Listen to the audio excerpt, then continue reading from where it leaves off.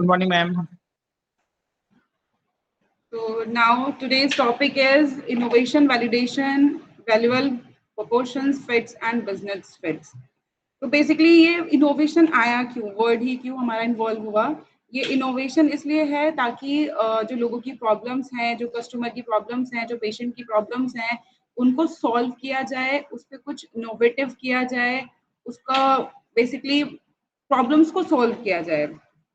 Now today session is कि हम लोग एक कोई भी टॉपिक या फिर कोई भी बिजनेस किस बिहाफ पे हम स्टार्ट करते हैं।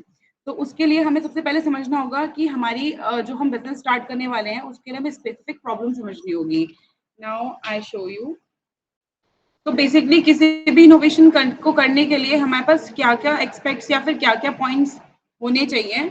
तो सबसे पहले स्टेप बाय स्टेप हम वैलिडेशन समझते हैं। सबसे पहले हमें प्रॉब्लम का पता होना चाहिए कि भाई प्रॉब्लम एक्चुअल में हमारी है क्या। ठीक है, उस प्रॉब्लम को सॉल्व करेंगे, देन उसके बाद हमें एक सेकेंड सबसे फर्स्ट पॉइंट क्या है हमारा कि प्रॉब्लम आइडेंटिफिकेशन, कि एक्चुअली प्रॉब्लम क्या है। अगर हम ऐसे ही कोई ड्रग बना दें कि ये हमारा किसी ओरल डिजीज के लिए है और डिजीज हमारी स्पेसिफाई ना हो, ठीक है, तो सबसे पहले हमें पता होना चाहिए कि प्रॉब्लम क्या है। प्रॉब्लम क्या है कि हमारी कोई भी डिजीज, ठीक, जिस भी चीज से हम मतलब सफर कर रहे हैं और उसका कोई भी सॉल्यूशन या फिर उसकी कोई भी ड्रग या फिर कुछ भी उसका अवेलेबल ना हो, तो सबसे पहले हमें प्रॉब्लम देखनी होगी। Next is customer users. Customer क्या है, हमारे पेशेंट हो सकते हैं, कि जिन्हें भी हमें जिन भी लोगों को प्रॉब्लम है वो सब हमारे क्या होंगे, कस्टमर होंगे।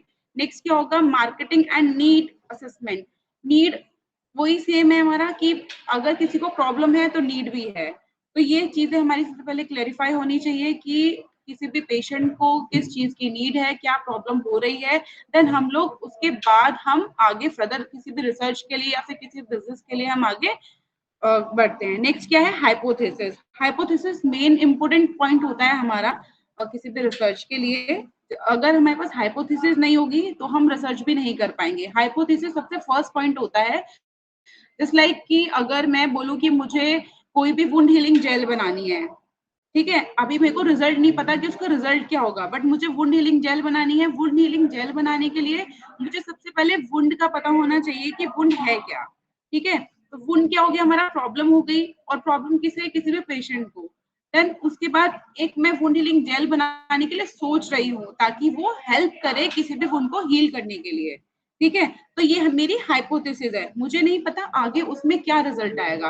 रिजल्ट पॉजिटिव भी हो सकता है, रिजल्ट नेगेटिव भी हो सकता है।